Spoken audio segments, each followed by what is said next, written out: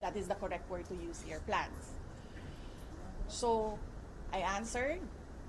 I was asked Romanov, and then I answered. I was told by two people. This is the first time I've heard of Romanov, so that is the third already. And I said, don't worry about my security.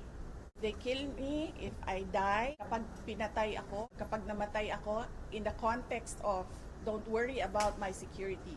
So this means pinatay ka, diba?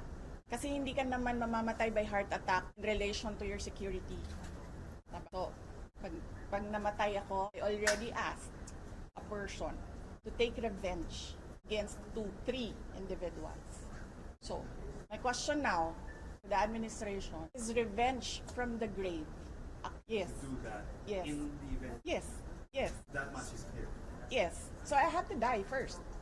They have to kill me first. They have to kill me first. So now they can't kill me anymore. Unless they want to die. The playbook that you were talking about. Yes, the playbook. The playbook. Remember, they are known for political persecution. They suppress and oppress opposition. And then somebody was assassinated on the airport tarmac. Diba? They oppress and suppress, and the people were getting angry, frustrated. And what did they do? They created a scenario that there is a national emergency. They set bombs to create a scenario that there is a national emergency. And then they assassinated their political enemy. So that's the playbook. We already saw that in history. So that is my proof. Yes.